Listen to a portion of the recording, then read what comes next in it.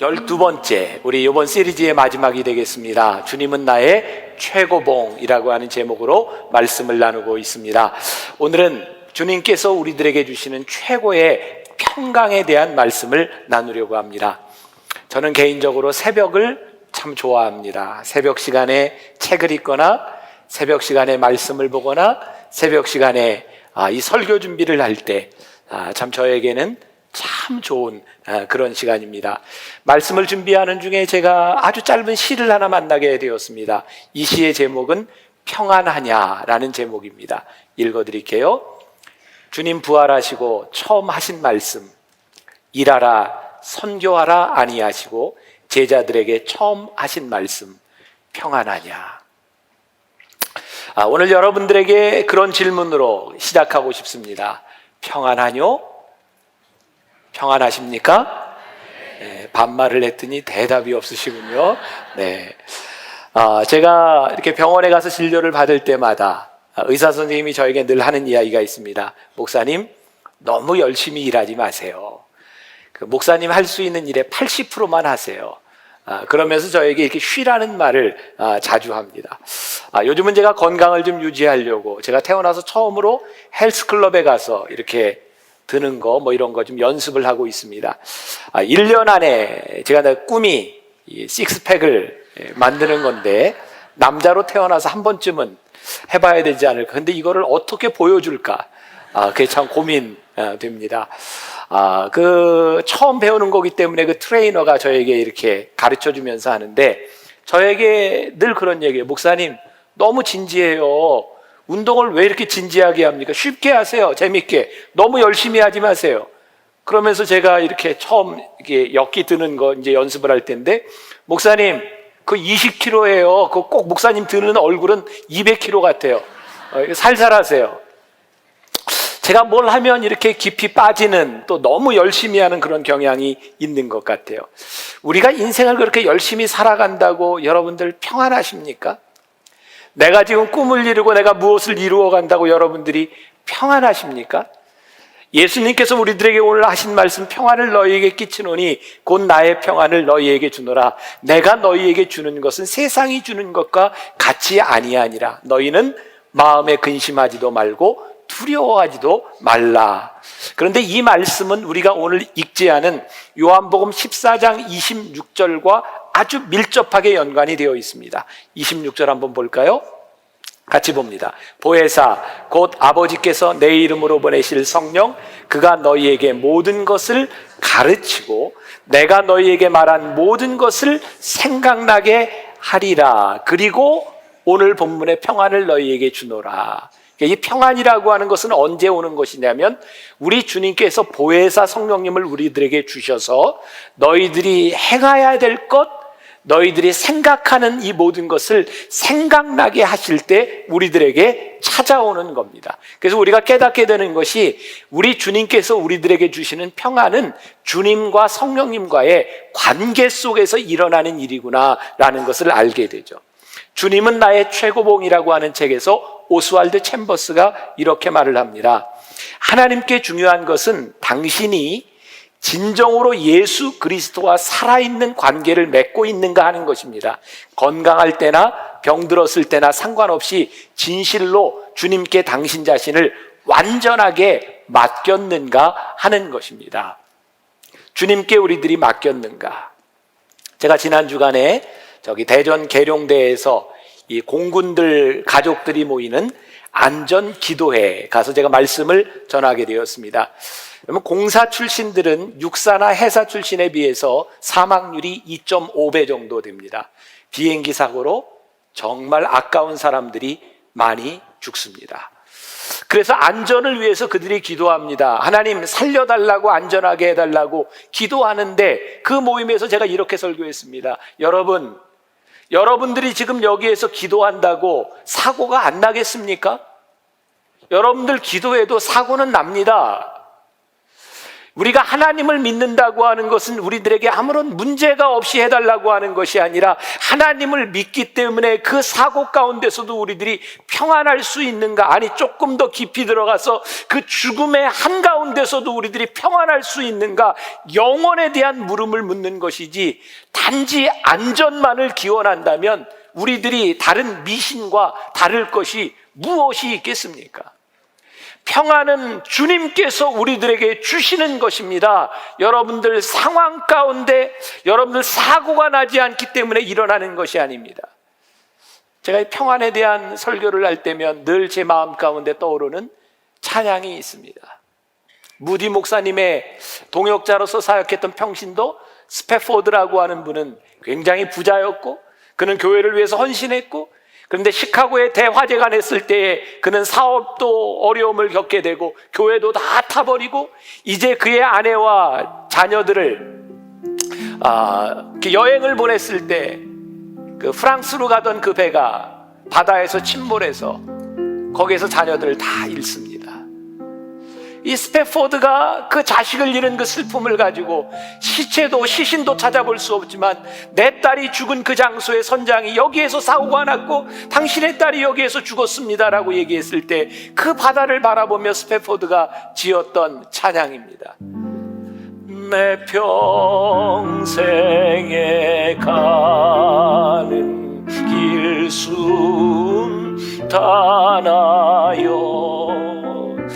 늘 잔잔한 강 같은지 큰 풍파로 무섭고 어렵든지 나의 영혼은 늘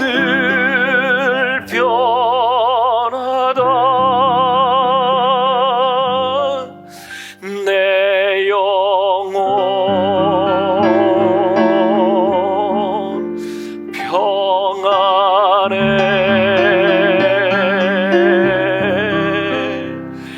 내 영혼 평안해. 내 평생에 가는 길 순탄하여 늘 잔잔한 강 같든지 큰 풍파로 무섭고 어렵든지 나의 영혼은 늘 평안해. 딸들이 죽었던 그 바다, 그 가운데서 스패포드가 지었던 이 찬양, 오늘 여러분들이 어떤 불안함과 어떤 두려움을 가지고 여기에 나와 있는지 모르지만 하나님께서 오늘 물으시는 겁니다. 내가 평안하냐? 내가 오늘 평안하냐? 오늘 하나님께서 우리들에게 주시는 이 평안함은 내가 너희에게 주는 것은 세상과 같이 아니하니라. 그럼 그 평안이 무엇인지 알기 위해서 세상이 주는 평안은 무엇인가? 우리는 우리의 평안을 깨고 있는 그 근심거리가 사라지면 평안하리라고 생각하죠. 아니, 우리를 지금 짓누르고 있는 그 무서운 것들이 없어지면 우리들은 평안하리라고 생각하죠. 내가 지금 시작한 이 사업이 잘 되면 평안할 것 같고, 내가 지금 지키고 있는 이 자리를 내가 잘 지키면 평안할 것 같고, 내가 풍성히 살아갈 돈이 있으면 평안할 것 같고, 내가 원하는 사람과 함께 있으면 평안할 것 같고, 그러나 이 세상에 어떤 영원하지 않은 것, 그것을 가지고 평안을 느낄 수는 없습니다. 왜냐하면 그 모든 것들은 이 세상에서 사라져버리고 말 것이기 때문입니다. 여러분들의 근심거리가 해결되면 또 하나의 근심이 여러분들을 찾아올 것이기 때문입니다. 여러분들이 그 자리를 지킨다 해도 영원히 지킬 수 없는 것이기 때문입니다. 그러므로 평안은 우리들이 무엇을 얻을 수 있는 것이 아닙니다. 성령님이 우리와 함께 계셔서 그분이 내주하셔서 우리를 지켜주실 때 우리들에게 찾아오는 것입니다. 성경은 우리들에게 끊임없이 말씀합니다. 하나님 앞에 겸손해라. 네가 할 수 있는 것이 그렇게 많지 않다. 성경은 우리들에게 이야기하며 내 속에 있는 죄의 문제를 해결하라고 우리들에게 말씀합니다. 지난 주간 제가 10년, 20년 전 제가 목사 초년병 시절에 자주 듣던 소망교회 곽선희 목사님의 설교를 오랜만에 듣게 되었어요. 참 설교가 참 좋아요. 곽선임 목사님 설교 중에 이런 얘기를 하시더라고요. 그분이 이북에서 내려오신 분이죠. 그러니까 교회에 이북 분들도 좀 있고, 언젠가 누가 와서 상담을 하더랍니다. 목사님, 전쟁이 끝난 지 10년, 20년이 지나갔는데 정말 통일이 될까요? 목사님, 이렇게 시간이 지나갔는데 저 북에 놓고 온 내 아내가 지금 살아있을까요? 목사님, 어떻게 하면 좋습니까? 제가 결혼을 해도 되겠습니까? 안 되겠습니까? 곽선임 목사님이 되묻는 거죠. 결혼하고 싶다는 얘기죠. 그런데 나에게 듣고 싶은 이야기가 뭡니까? 결혼을 해도 됩니다. 그것은 죄가 아닙니다. 이런 얘기 듣고 싶은 거죠. 그런데 지금 결혼을 한다면 어떻게 그 사실이 변할 수 있겠습니까? 아내를 놔두고 또 결혼하는 것, 그거 죄입니다. 그러나 그거 감수하고 그냥 하세요.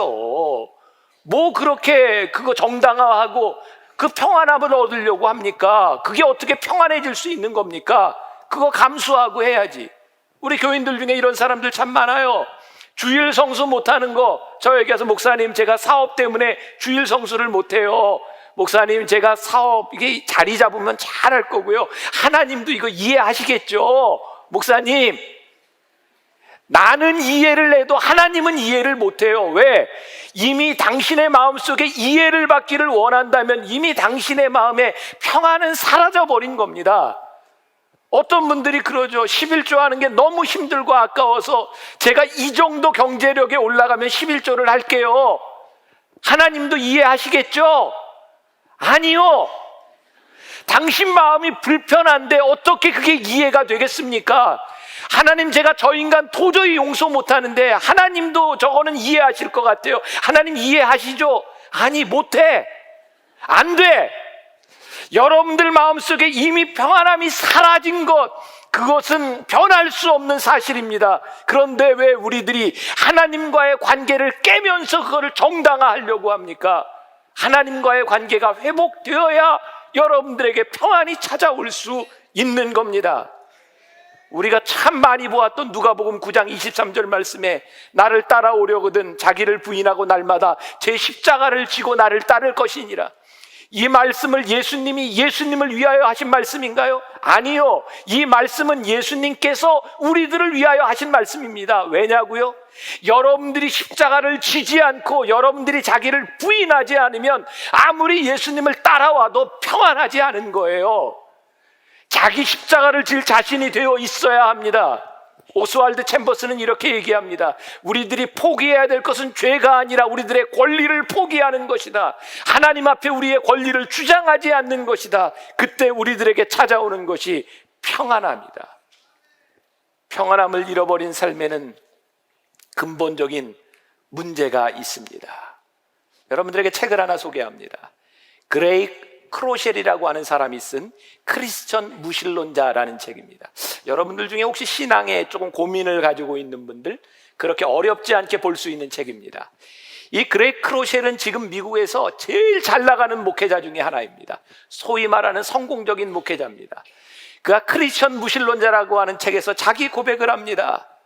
나는 하나님께 인정받고 싶고, 나는 사람들에게 인정받고 싶어서, 내 가치를, 내 존재를 확인받고 싶어서 나는 정말 열심히 사역했습니다. 그리고 어느 날 내가 발견한 것은 나는 일에 중독되어 있다는 것이었습니다.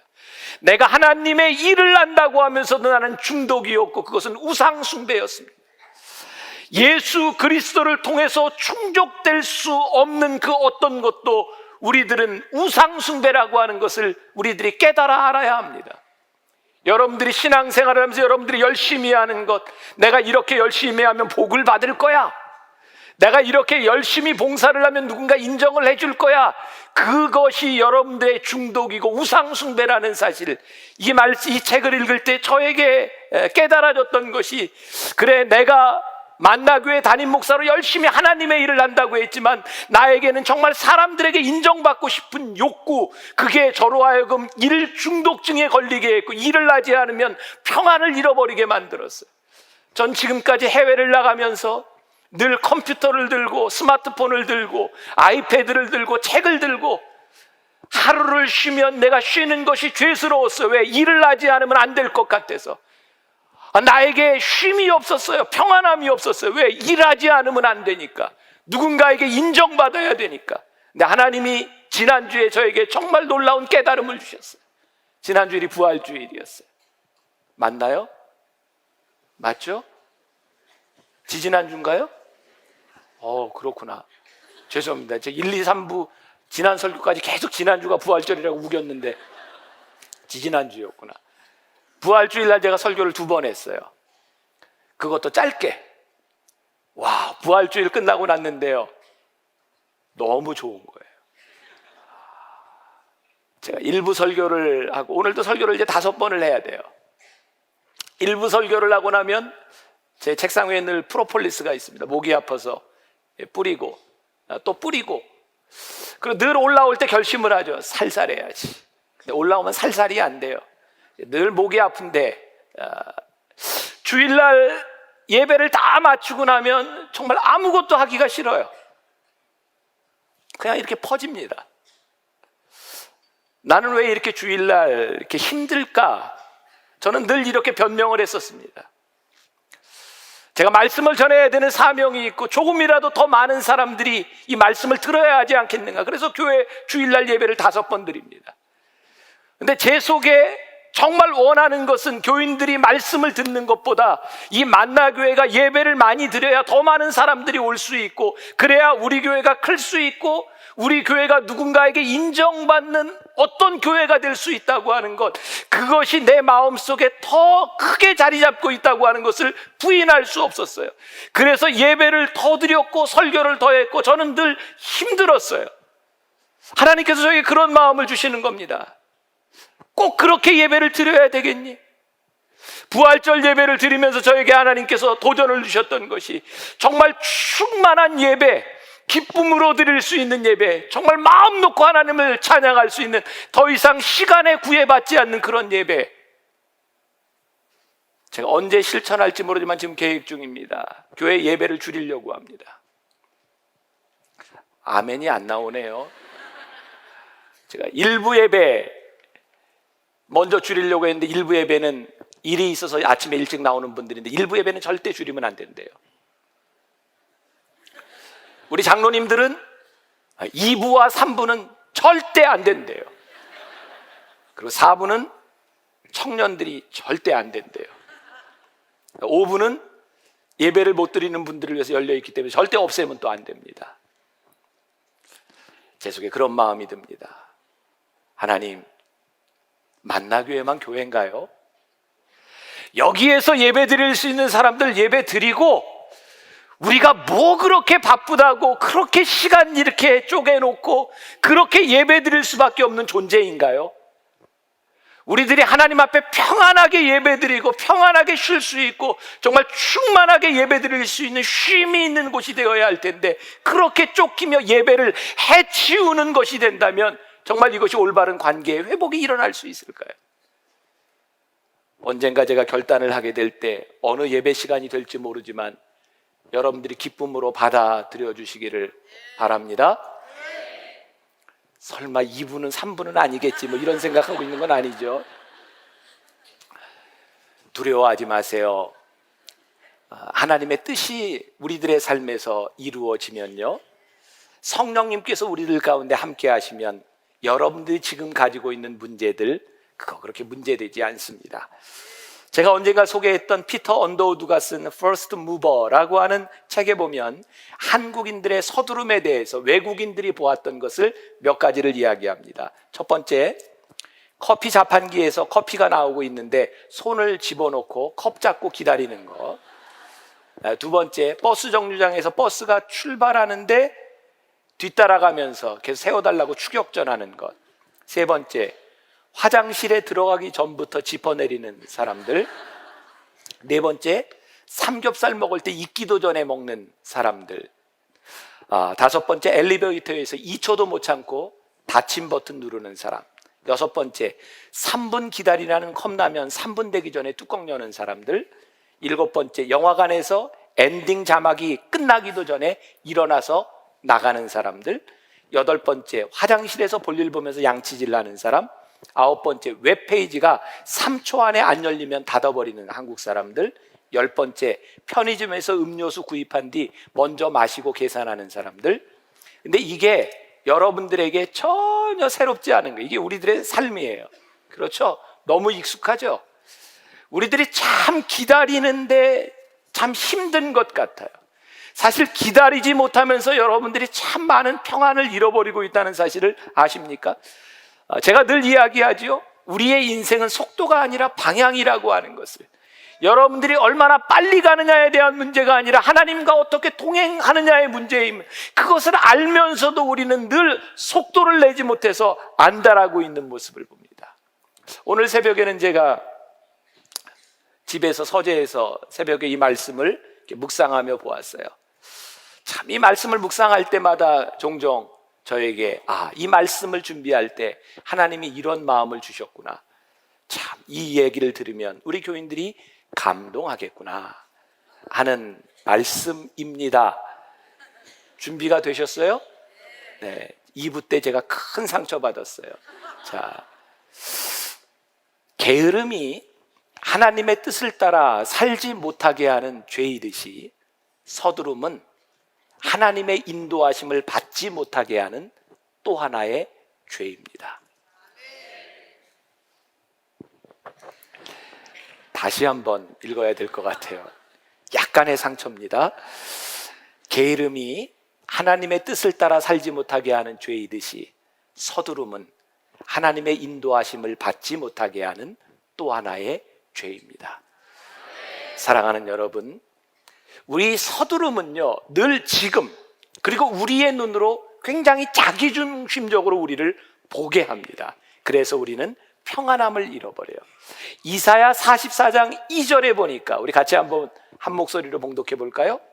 너를 만들고 너를 모태에서부터 지어낸 너를 도와줄 여호와가 이같이 말하노라. 하나님께서 우리를 지으셨어요. 어디에서부터? 모태에서부터. 여러분들이 이 땅에 나오기 전부터 하나님이 여러분들을 지으셨기 때문에 하나님이 여러분들을 너무 잘 아세요. 그런데 우리는 지금의 우리를 바라보며 하나님이 우리를 이해하지 못한다고 생각해요. 지금의 우리를 바라보며 하나님은 나를 너무 몰라. 그래서 우리는 불안 가운데 휩싸여 있어요. 이사야 55장 8절부터 9절, 제가 개인적으로 굉장히 좋아하는 말씀입니다. 같이 봉독해 볼까요? 이는 내 생각이 너희의 생각과 다르며 내 길은 너희의 길과 다름이니라. 여호와의 말씀이니라. 이는 하늘이 땅보다 높음같이 내 길은 너희 길보다 높으며 내 생각은 너희의 생각보다 높음이니라. 이 말씀을 여러분들 인정하세요? 내 생각보다는 하나님의 생각이 훨씬 더 높고 깊고 넓습니다. 그런데 우리는 내 삶의 카테고리 안에서 나를 바라보며 평안을 잃어버리고 살아갑니다. 하나님은 우리보다 훨씬 더 능력이 많으신 분이십니다. 그런데 우리는 우리의 능력 안에서, 내 안에서 바라보며 우리는 평안을 잃어버리고 살아갑니다. 말씀을 준비하다가 제가 접하게 된 예화입니다. 이 예화 때문에 혹시 상처받는 분이 없었으면 좋겠습니다. 이 말은, 이 예화가 누군가에게 상처가 될 것이라는 사실입니다. 특별히 여자들에게. 상처 받지 마세요. 네? 네. 지금 이태리에서 유럽 성악계의 새로운 태양처럼 떠올랐던 한 여인의 이야기입니다. 푸치니가 작곡한 나비 부인의 주인공을 맡았던, 처음부터 이 사람은 주인공이 아니라 자기 삶에 불만이 있었는데 늘 그 유럽에서 노래를 공부하면서 불만이 뭐였냐면 내 외모 때문에 발탁하지 못한다는 거였어요. 그래서 한국에 있는 어머니에게 전화를 했다. 엄마, 나 그 쌍꺼풀 수술을 좀 받아야 될 것 같아. 예약을 좀 해줘. 그래서 한국에 제일 잘하는 성형외과에 예약을 했고, 그리고 수술을 하러 가야 되는데 어느 날 로마 한인연합교회에 예배를 참석했다가 목사님의 설교 내용 중에 이 부분을 듣게 됩니다. 들어보세요. 왜 주어진 것을 감사하지 않느냐? 왜 여자들 쌍꺼풀 수술하느냐? 쌍꺼풀 수술했다가 나중에 죽어서 하늘나라 갔는데 하나님이 너 누구냐? 나는 너한테 쌍꺼풀 안 줬는데 내가 누구냐? 그러면 어떻게 하느냐는 것이었습니다. 근데 이 말씀을 이 여인이 자신에게 레마의 말씀으로 받은 거예요. 아, 이게 나에게 주시는 말씀이구나. 그래서 한국에 전화를 하고, 엄마 나 수술 안 받아요. 엄마가 막 화를 내는 거예요. 이게 어떻게 잡은 스케줄인데. 근데 수술을 안 받았기 때문에 안 간 날, 바로 수술 날이 콩쿠르에 나가는 날이었답니다. 근데 콩쿠르에 나갔는데 정말 예상치도 못하게 콩쿠르에서 대상을 받았어요. 근데 바로 그 콩쿠르 현장에서 독일의 유명한 극장장이 앉아 있었는데, 거기서 이 여인을 나비 부인으로, 푸치니의 오페라 나비 부인 주역으로 발탁을 한 겁니다. 그래서 이제 오페라를 연습하고 준비하는 과정에 극장장에게 물었답니다. 이게 그런 일이 없는데, 경력이 좀 쌓여야 되는데 왜 저처럼 서툰 사람에게 처음부터 주역을 맡겼습니까? 그때 그 극장장이 이렇게 말을 하던데, 내 눈 때문이다. 본래 나비 부인은 일본 여인인데, 일본 여자 중에는 이 성악을 할 만한 그런 성량을 가진 사람이 없고, 일본 여자들은 대개 쌍꺼풀 수술을 해서 서양 사람들이 보기에는 일본 여자로 보이지 않는다는 겁니다. 그래서 그 아시안의 눈을 가진 그런 여자를 찾다 보니까 바로 내가 되었다라고 하는 거죠. 그래서 그 성악가는 그 이후에 더 이상 나비 부인을 부르지 않고 하나님을 노래하는 삶을 살기 시작합니다. 쌍꺼풀로 생겼던 그의 인생의 불만, 근데 그것을 만드신 하나님의 이유를 발견하게 되었을 때 그 여인에게 찾아왔던 평안함으로 그 여인은 삶을 살아가기 시작합니다. 여러분들에게 한번 묻겠어요. 여기 뭐 쌍꺼풀 쓰는 사람 워낙 많으니까, 여러분들 쌍꺼풀 수술할 때 하나님을 만족시켜 드리려고 수술해요? 아니면 내가 만족하려고 수술해요? 자, 이게 죄다 아니다. 이거 여러분들 이미 수술했는데 어떻게 해요? 다시 또 덮는 수술은 하지 마세요. 절대 하지 마세요. 이거 가지고 제가 뭐라고 얘기하는 게 아닙니다. 제 의도를 잘 알아들으세요. 여러분들의 삶에 불만족스러운 그런 일들 때문에 여러분들의 평화를 잃지 말라는 겁니다. 여러분들의 삶에 불만족스러운 일들이 그렇게 불만족스러운 일이 아니라는 거예요. 저는 여러분들 보면서요, 좀 그런 생각하면 좀 멋지게 늙어가세요.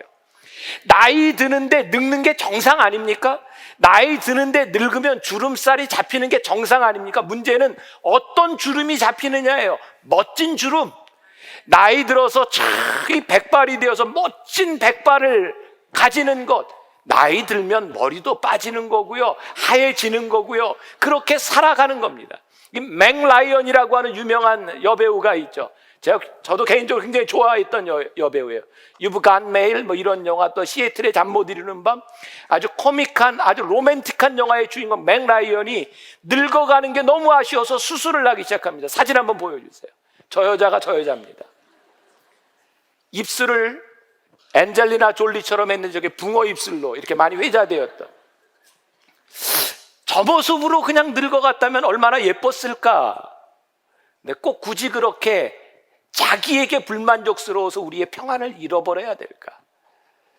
여러분들의 삶의 모든 영역에서, 우리들의 외모뿐만 아니라 우리들의 삶의 모든 영역에서 하나님께서 우리들에게 주시는 그것들을 우리들이 믿음으로 바라보고 성령님의 인도하심 가운데 나를 향한 깊고 높은 하나님의 뜻을 인정하기 시작할 때 우리들에게 찾아오는 평안함을 우리들이 왜 소유하지 못하고 살아갈까? 케이티 데이빗이 쓴 엄마라고 불러도 돼요 라고 하는 책에 22살에 우간다에 가서 고아들을 돌보며 엄마로 살았던 이 케이티의 책에 이런 말이 있습니다. 이곳에서 나는 선교사도 구호기관의 일원도 아닌 그냥 엄마다. 엄마 맞다. 그 아이는 내 아이였다. 엄마란 말에 가슴이 벅차올랐다. 왜냐하면 엄마는 영원하니까. 엄마란 이름은 정말 대단하다. 엄마란 말은 당신을 믿어요라는 뜻이다. 엄마란 말은 당신은 나를 보호해 줄 거예요라는 뜻이다. 엄마는 다급할 때 외치는 이름이고 기쁠 때 함께 웃어주는 존재다. 엄마는 슬플 때 기대어 울 수 있는 존재이고 창피할 때 뒤에 숨을 수 있는 존재다. 엄마는 상처를 호호 불어주고 아픈 마음을 달래준다. 엄마의 품은 포근하고 안전하다. 엄마는 가족이다. 오늘 여러분들에게 이렇게 말씀드리고 싶습니다. 여러분들에게 하나님 아버지가 있잖아요. 여러분들이 너무 부끄럽고 수치스러워 누군가에게 숨을 수밖에 없는데 하나님 아버지, 하고 하나님 아버지 뒤에 숨을 수 있는 분, 아버지 제가 너무 힘들고 아픈데 아버지라고 말할 때 우리를 붙들어 주실 수 있는 그분, 아버지, 아버지, 아버지, 여러분들이 부를 수 있는 그 이름, 그 이름이 있기 때문에 우리들에게 찾아오는 평안함. 하나님은 오늘 여러분들에게 최고의 평강을 주시기를 원하시는 분이십니다. 지난 주간 제가 서울 예고에서 3일 동안 집회를 인도하게 되었습니다. 제가 중고등학교 집회는 절대로 안 간다고 생각했던 사람인데 우리 교회 음악감독으로 있던 임영호 목사님이 서울 예고에 교목으로 가셨어요. 그래서 어쩌다 약속을 했는데 첫날 집회를 인도하는데 정말 가운데 있는 3명의 여자아이가 의도적으로 설교하는 목사를요 비웃듯이 계속 웃어요. 장난을 칩니다. 스마트폰을 가지고. 정말 처음부터 끝까지 그 아이들 때문에 제가 어떻게 설교를 했는지 모르겠어요. 그 다음날 새벽에 일찍 잠을 깼습니다. 새벽 3시 반에 일어나서 기도하는데 왜 하나님이 저에게 아픈 마음을 주셨을까? 서울 예고 음악, 미술, 무용하는 애들이면 꿈꾸고 싶은, 정말 제일 잘하는 애들이 모여있는 그 학교에 아이들을 생각할 때 하나님이 아픈 마음을 주셨어요. 쟤네들이 얼마나 외로울까? 저 아이들 사이에서 경쟁이 일어날 때 저 아이들이 얼마나 힘들까? 그날 새벽에 아이들을 생각하며 울었어요. 하나님, 저 아이들 불쌍히 여겨주세요. 그리고 그날 말씀을 전하고 기도하는데 참 많은 아이들이 함께 울면서 기도했어요. 근데 그 3명의 아이들은 변함없이 정말 떠들고 웃고, 저는 인간에 대한 예의가 아니라고 생각했어요. 아무리 하나님을 믿지 않는 아이지만 제가 온 손님인데 어떻게 그렇게 무시할 수 있을까? 더 이상 그것 때문에 제 마음이 평안을 잃지 않았어요. 하나님이 그 아이들에 대한 기대를 보게 하셨어요. 마지막 3일 집회 때까지 그 아이들은 전혀 변하지 않았어요. 하나님께서는 그 아이들에 대한 기대를 가지고 있다고 저에게 말씀하셨어요. 내 눈에 비치는 그 아이의 모습이 아니라 하나님이 보고 계시는 그 아이의 모습 가운데 하나님이 저에게 평안함을 주시더라고요. 평안하게 3일 집회를 마쳤어요. 사랑하는 여러분, 여러분들의 지금, 여러분들의 중심적으로 여러분들의 삶에서 잃어버렸던 그 평안함, 그 불안함을 우리 주님께서 하나님의 생각과 하나님의 계획 가운데서 평안함으로 바꿔주시기를 원하세요. 최고의 평강, 하나님을 믿는 자들에게 주어지는 귀한 특권입니다. 사랑하는 여러분, 이번 주간 여러분들이 살아가며 아버지를 부르세요. 아버지, 아버지, 아버지, 아버지. 여러분들이 부를 수 있는 그 아버지 앞에 여러분들의 모든 수치와 여러분들의 모든 죄와 여러분들의 모든 고통을 숨겨주시는 그 아버지와 함께 최고의 평강을 누리는 여러분들이 되시기를 주님의 이름으로 간절히 축원합니다.